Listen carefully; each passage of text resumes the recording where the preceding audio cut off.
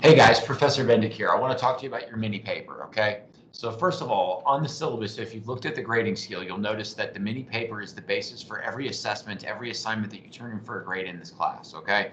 Outside of other things that I've asked you to do that are not for a grade, okay? So let me go over a couple of things that you want to make sure that you're aware of. And again, these are in the mini paper rubric with instructor guidelines, but I want to talk to you about them just to make sure that you are aware of them. First of all, your papers must be cited correctly and formatted in Chicago style formatting. That information is available for you on Blackboard, in the LMS, and in eCampus and D2L. Okay. Your paper has no length requirement. It has a quality requirement, meaning it needs to be of quality and not necessarily has a specific page allotment or word allotment. It will be graded on the mini paper rubric that I created that you have available to you. Okay, make sure you become very familiar with that rubric because you need to know the basis of how many points each element is worth to make sure that you're doing exactly what the description of it says that you need to do. There's no redos, there's no second tries, and there are absolutely no late submissions on any mini papers outside of the 24-hour grace period that is already built into the course for assignments, okay? Do not use direct quotes from the textbook. That will do a couple of things if you use long direct quotes in your papers. Number one, it will decrease the quality of your paper because I will not know if you actually know what those quotes mean. You'll just have those quotes. I want things in your own words, okay? This is not a research paper. You don't need to include a bunch of direct quotes. I need stuff in your own words because remember, the mini paper is creating a historical argument, and I want you to prove that argument in your own words, in your own writing, okay? The second reason why I don't want you to use long direct quotes is every direct quote will show up as a match to the textbook, and that will increase your safe assign turn it in score. I want those turn it in safe assign scores to be below 20%, and there is an absolute zero tolerance policy on any submission that has over a 20% safe assign turn it in score being graded. It will receive a 0 if it has more than a 20% match to other sources, and it will receive a 0, and you will be subject to academic dishonesty discipline. Let's just not go there, and let's ensure that we don't by doing two things: not using direct quotes, or cutting and pasting from the internet and acting as if that is your own work. And number two, making sure that you're citing correctly in Chicago style formatting. If you cite correctly, you will not have issues with that percentage going up. If you cite incorrectly, and again, all of the information on how to cite correctly with Chicago style formatting is located in your LMS, your Blackboard, your D2L, your eCampus.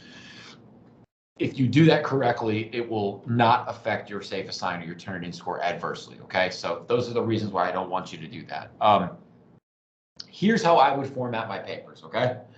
I would format my papers in a 3-paragraph model, okay?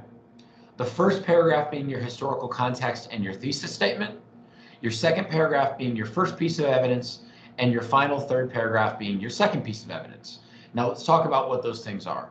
Historical context is the background information, specific events, specific details described at length to introduce the topic of your paper. Think of it like the previously on from your favorite TV show.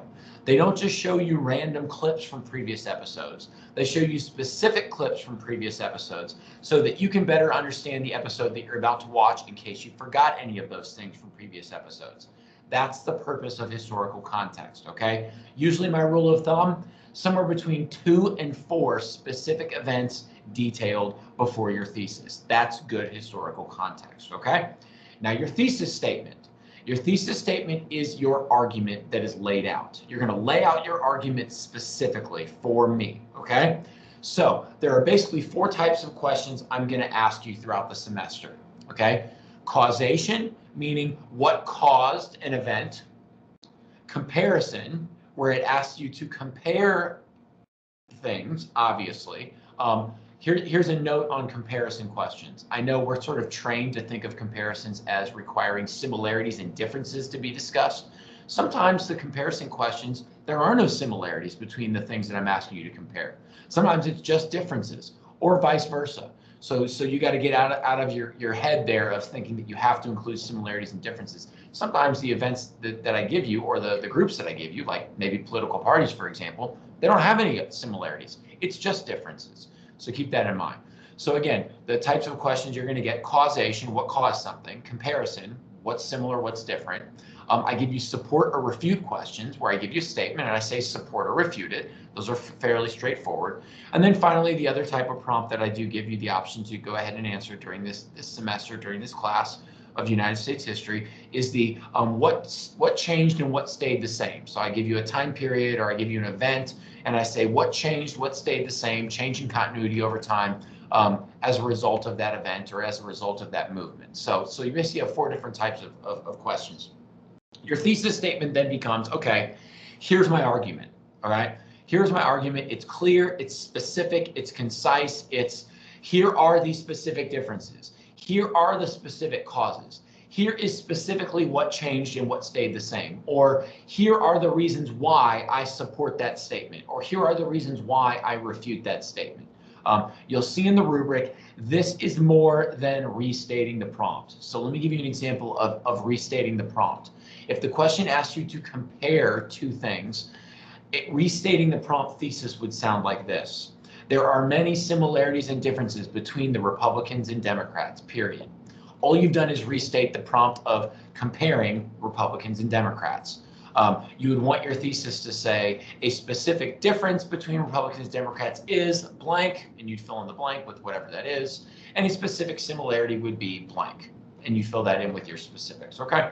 Or if it's a causation question, to give you another example, instead of saying there were many causes of the Civil War, you would say a cause of the Civil War is blank and blank. So there you go, okay? So for example, I'll just give you the easy ones. Causes of the Civil War were states' rights and slavery, period. There you go, okay? That would be an acceptable thesis. I know what your argument is. It's clear, it's specific, and now I know what I'm going to read about in the next 2 paragraphs. Because in the next 2 paragraphs, evidence number 1 and evidence number 2, here's where you detail out the specific examples to support your argument. So going back to the Civil War one, so my evidence number 1 is going to be states' rights, because that's what I said in my thesis. So in that piece of evidence, that second paragraph, I'm going to give a ton of specific examples about how states' rights caused the Civil War. And then in my final paragraph, my third paragraph, my second piece of evidence, I'm going to go back to my thesis and where I said that slavery caused the Civil War. And I'm going to give a ton of specific examples in that paragraph, proving my point that slavery caused the Civil War. And then my paper's done. So I think what you need to do is wrap your head around this concept of that it's not necessarily quality, great writing, fanciful English writing. It's just simply straight to the point, historical writing. Here's my historical context. Here's my thesis clearly stated. Here's piece of evidence number 1, piece of evidence number 2, and then I move on with my life and I hit upload on Blackboard, D2L, eCampus, LMS. You can do this. Review the files that I've given you in Blackboard, D2L, eCampus. Review the suggestions that I've given you in Teams, and you can do this. You can nail this.